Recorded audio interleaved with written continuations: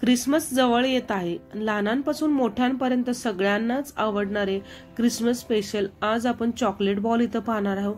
अगदी कमी साहित्यामध्ये घरच्या घरी हे चॉकलेट बॉल कसे करायचे हेच तुम्हाला दाखवणार आहे. तर चला लगेच सुरुवात करूया रेसिपीला. बेकरीपेक्षाही भारी असे चॉकलेट बॉल आपल्या घरच्या घरी तयार होतात. तो जो रवा केक केला होता त्यातलेच इथे 3 ते 4 स्लाइस ना मी घेतलेले आहेत आणि त्याचेच आपण इथं क्रम्स करून घेतलेले आहेत. त्याच्याऐवजी तुम्ही इथे बिस्किटाचा सुद्धा वापर करू शकता. कुठलंही इथे तुम्ही बिस्किट घ्यायचं व ते मिक्सरला वाटून त्याचे असे क्रम्स करून घ्यायचे. तर अशा तऱ्हेने आता हे सगळ्या बिस्किटाचे आपण इथं क्रम्स करून घेऊया, त्याचा चुरा करून घेऊया. तर इथे मी सगळ्या बिस्किटाचा चुरा करून घेतलेला आहे. आता इथे मिल्क कंपाऊंड आणि डार्क कंपाऊंड असं प्रत्येकी 100-100 ग्रॅम आपण दोन्ही इथे एकत्र वापरणार आहोत. तर त्याचेच आज आपण इथे चॉकलेट तयार करून घेऊया आधी. तर इथे 100 ग्रॅम आता आपण हे वापरून घेऊया. आता ह्याला आपण ना आधी कट करून घ्यायचं आहे. सगळं चांगल्या प्रकारे आपण हे सुरीने कट करून घेऊया आता. तर फक्त कट करण्याच्या आधी जर फ्रीजरमध्ये चॉकलेट असेल तर ते आधी फक्त 1 तासासाठी बाहेर काढून ठेवायचं, म्हणजे पटकन असं कट होतं.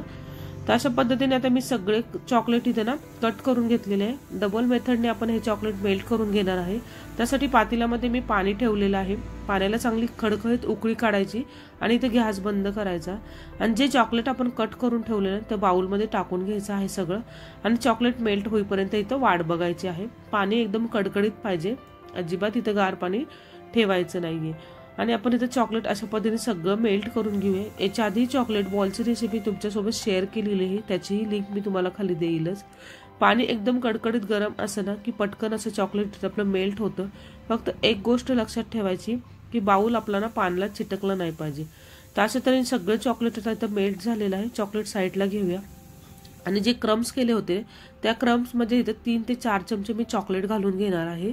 जे आपण सिरप केलेलं आहे चॉकलेटचं ते चॉकलेट सिरप ह्याच्यामध्ये घालून ना आपण एकत्र करून घ्यायचं आहे, कंबाईन करून घ्यायचं आहे सगळं.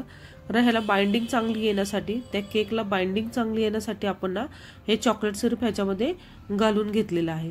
आता अशा तऱ्हेने सगळं मी मिक्स करून घेतलेलं आहे. ह्याचे आता मस्त असे बॉल करून घेऊया. तुम्हाला छोट्या मोठ्या कुठल्या आकाराचे बॉल हवे आहेत त्या आकाराचे तुम्ही इथं असे बॉल तयार करून घ्या. तर इथं पहिला बॉल आपला तयार झालेला आहे. अशाच पद्धतीने आता सगळे बॉल आपण ना इथं करून घेऊया. आणखी एक बॉल तुम्हाला इथं करून दाखवते. अगदी पटकन असे बॉल तयार होतात, खायलाही तितकेच असे टेस्टी हे बॉल लागतात. अशा तऱ्हेने मी सगळे बॉल इथं करून घेतलेले आहेत. आता आपण लगेच चॉकलेट ना बॉलमध्ये आपण कोट करून घेऊया. तर एक बाउल घेतलेला आहे, त्यातलं राहिलेलं थोडंसं सिरप आधी आपण बाउलमध्ये वतून घेऊया आणि एक बॉल आपण ना चमच्याच्या साह्याने असं सगळीकडून कोट करून घ्यायचं आहे.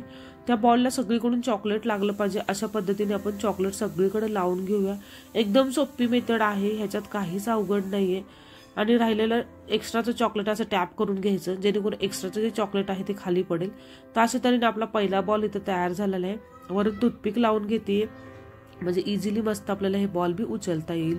तर अशा तऱ्हेने आणखी एक तुम्हाला करून दाखवते.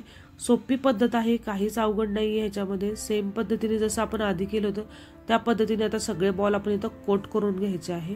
तर अशा तऱ्हेने मी सगळे बॉल इथं कोट करून घेतलेले आहे, त्याच्यावर टूथपिक लावून घेतलेली आहे. आता आपण थोडंसं ह्याच्यावर मी काजू आपण इथं थोडेसे क्रश करून घेतलेले आहे ते मी इथे टाकणार आहे. तुम्ही कुठलेही ड्रायफ्रूट, तुम्हाला जे ड्रायफ्रूट आवडेल तुम्ही ते ह्याच्यावर घालून घ्या किंवा चॉकलेट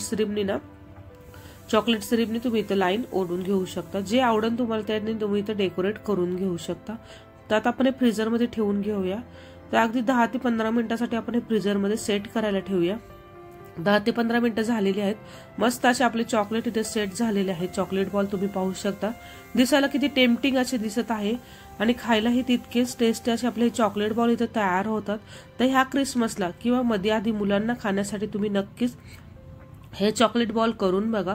खूप सोपी पद्धत आहे. अगदी 2 ते 3 साहित्यामध्ये आपले हे चॉकलेट बॉल तयार झालेले आहेत. ते इथे कट करून दाखवते.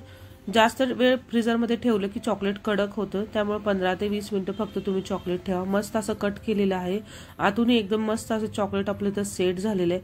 बेकरीपेक्षाही मस्त असं सॉफ्ट चॉकलेट बॉल आपला घरच्या घरी तयार होतो.